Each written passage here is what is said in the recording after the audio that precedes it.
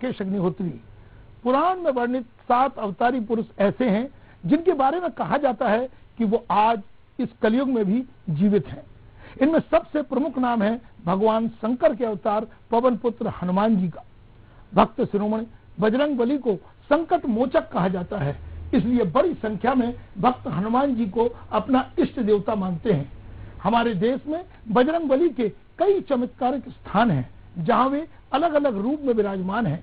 आज एक ऐसी ही दिव्य अनुभूति प्रदान करने वाले रहस्यमय तीर्थ स्थल कैंची धाम की हम बात करेंगे, जिसे नीब करोरी धाम के रूप में जाना जाता है। नीब करोरी वाले बाबा हनुमान जी के परम भक्त थे, जिन्होंने वृंदावन में समाधि ली थी। उनसे जुड़ी कई चमत्कारिक घटनाएं इतिहास में दर्ज हैं। तो आखिर कौन थे नीब करोरी वाले बाबा, कैसे उनका ये नाम पड़ा, और नीब करोरी बाबा के जीवन से जुड़ी कुछ अनसुनी बातें हम आपको अवगत कराएंगे, क्योंकि आज हमारे साथ स्टूडियो में मौजूद हैं नीब करोरी बाबा के वंशज, बाबा की तीसरी पीढ़ी के सदस्य, उनके पौत्र डॉक्टर धनंजय शर्मा। डॉक्टर साहब, आपका स्वागत है। सर, बजरंग बली का जब जिक्र होता है तो कई धाम पर नजर जाती है, लेकिन एक धाम उत्तराखंड में कैंची धाम, वहां पर नीब करोरी वाले बाबा कहलाते हैं। ये धाम का महत्व क्या है और वो बाबा कौन है? उनका असली नाम लक्ष्मी नारायण शर्मा था। बिल्कुल। अब कैंची धाम का बड़ा विशेष महत्व रहा है बाबा के जीवन में।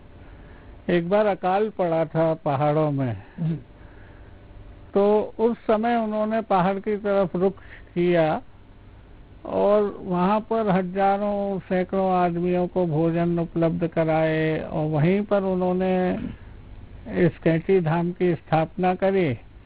उससे पहले भी 1-2 मंदिर हैं, हनुमानगढ़ी नैनीताल में है, भूमियाधार में है।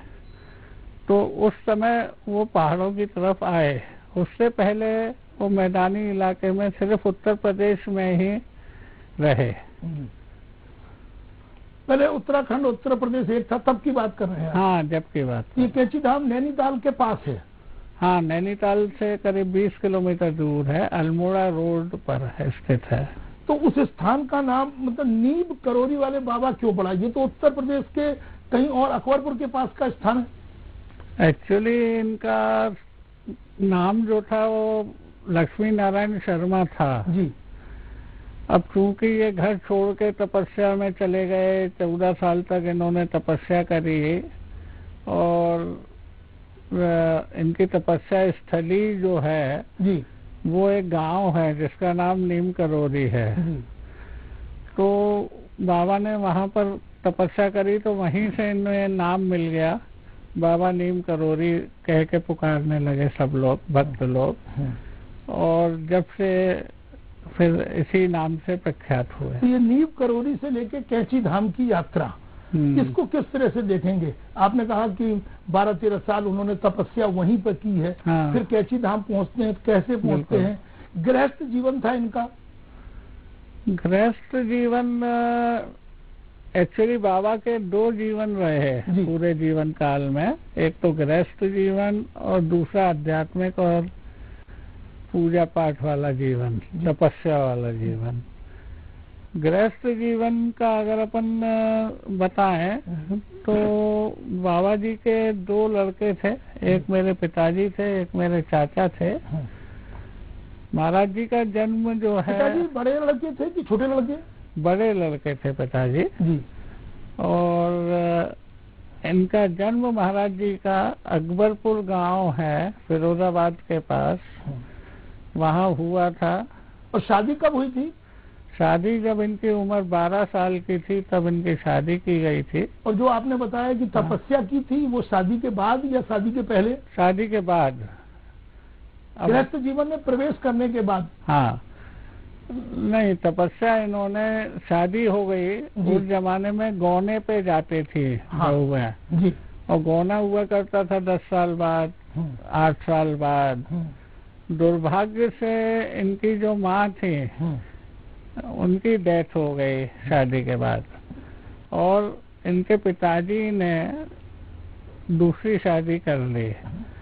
जो दूसरी इनकी माँ आई, सौतेली माँ, वो इन्हें काफी दुख दिया करती थी, खाने में परेशान करती थी और प्रताड़ित करती थी।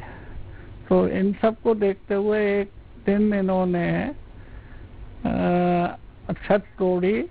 मिट्टी की छत हुआ करती थी उस जमाने में, तो मिट्टी की छत को तोड़ के ये फिर घर से भाग गए। और फिर उसके बाद कुछ पता नहीं लगा। नीम करोड़ी गांव से ही वो मतलब निकल गए, छोड़ दिया गांव? नहीं, अकबरपुर से चले गए। और फिर पता नहीं लगा कहाँ कहाँ रहे। फिर बहुत सारे ऐसे स्थान पता लगे जिन पे बताते हैं कि गुजरात में एक भवनिया जगह है, वहाँ पर भी कुछ दिन रहे, बताते हैं भक्त लोग। और मेन फिर वहाँ से ये फर्रुखाबाद के पास एक जगह है नीम करोड़ी, वहाँ आकर इन्होंने गुफा में रहे। वो गुफा आज भी अपने को देखने के लिए मिल सकती है। तो नहीं, जो दो शादी के बाद जब घर छोड़ दिया, तो जो दो पुत्र जिसमें आपके पिताजी भी हैं, वो मतलब जन्म ले चुके थे? नहीं, ये तो जब लौटे हैं 12-13 साल बाद, उसके बाद उन्होंने गृहस्थ जीवन चालू किया। मतलब गौना होने के बाद जो बीच का देश था, मतलब तपस्या करने के बाद ही मतलब आपके पिताजी का जन्म हुआ था? जन्म हुआ था। तो फिर ये सिलसिला कैसे बढ़ता है, क्योंकि गृहस्थ जीवन में प्रवेश कर चुके थे और आप कह रहे हैं कि तपस्या भी उन्होंने की थी, तो तपस्या पहले की ओर रवाना हो चुके थे?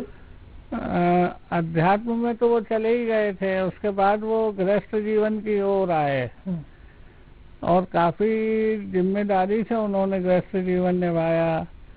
पिताजी को पढ़ाया, चाचा को पढ़ाया, फिर आया जाया करते थे।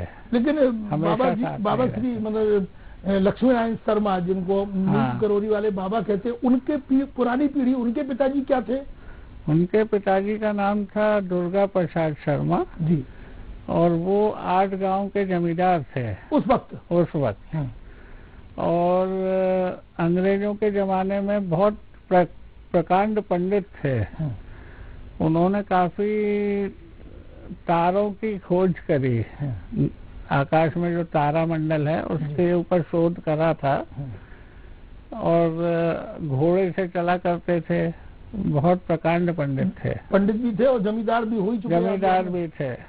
तो वो जो विरासत में चीजें मिलना चाहिए थे उससे दूर हटे, एक नई राह पकड़ी लक्ष्मी नारायण शर्मा जी ने, जिनको बार बार हम कोट कर रहे हैं कि नीम करोड़ी वाले बाबा, हनुमान के भक्त, हनुमान जी का जिनको इष्ट प्राप्त था।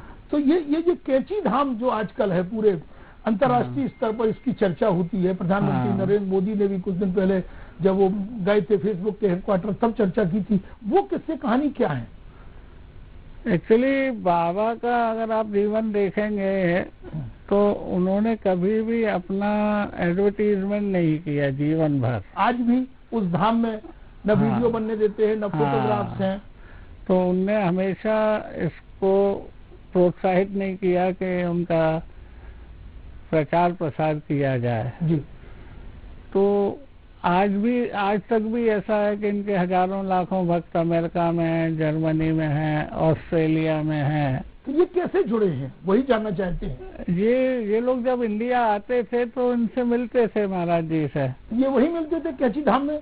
हाँ, कई जगह आते थे ये लोग, आते थे लखनऊ भी आते थे, अपना वृंदावन धाम में भी मिलते थे, कैंची में भी मिला करते थे।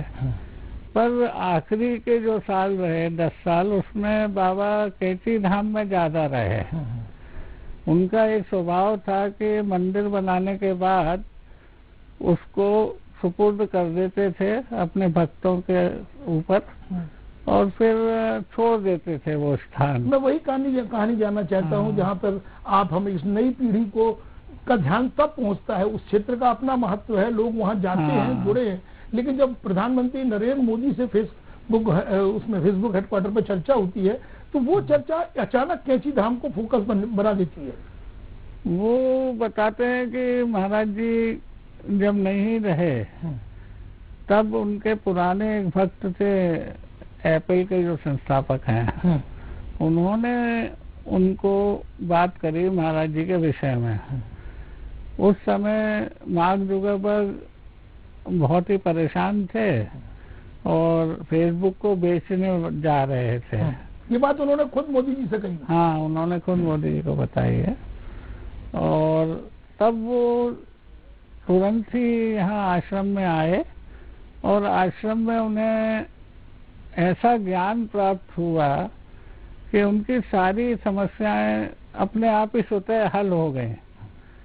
तब से वो महाराज जी के अनन्य भक्त बन गए और आते हैं, अभी 1-2 साल में आते हैं दर्शन करने।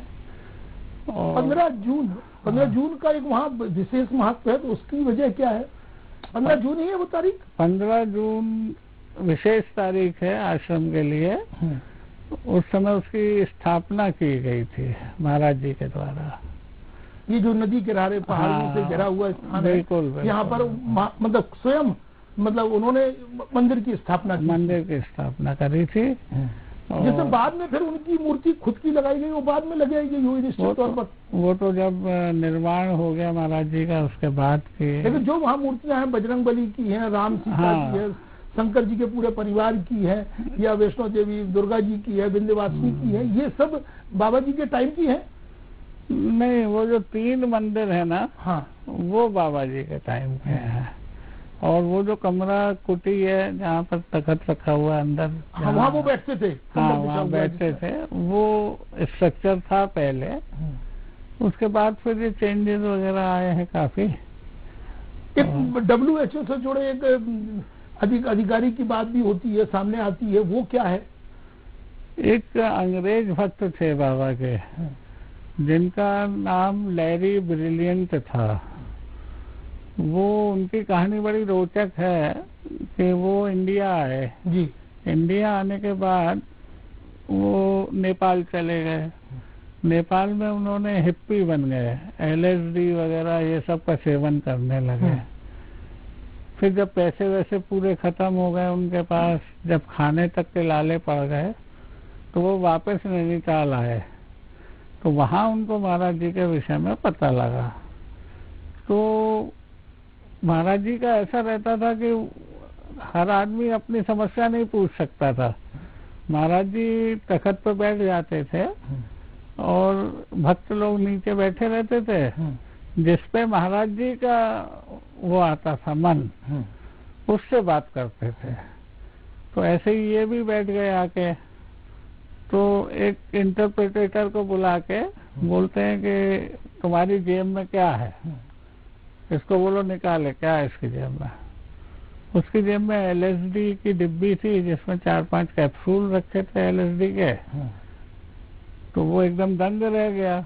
उसने सोचा महाराज जी को कैसे मालूम पड़ गया है कि मेरी जेब में LSD है।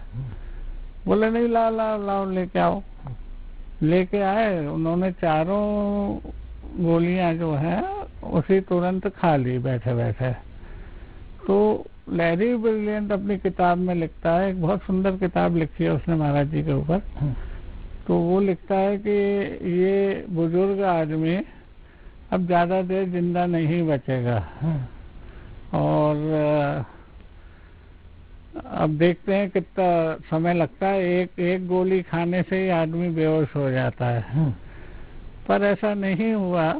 महाराज जी वहाँ 5 घंटे तक बैठे रहे। फिर लैरी ब्रिलियंट की मिसेज भी थी उसके साथ, तो उसका अंग्रेजी नाम था तो उसका नाम बदल दिया, उसका नाम गिरिजा रख दिया। और उस समय से वो महाराज जी का बहुत बड़ा भक्त बन गया। रामदास नाम जो आया, हाँ, वो नाम? रामदास भी एक अंग्रेज थे जो ऑक्सफोर्ड यूनिवर्सिटी में प्रोफेसर थे। वो इंडिया घूमने आए। वो आके यहाँ नैनीताल में होटल में रुके थे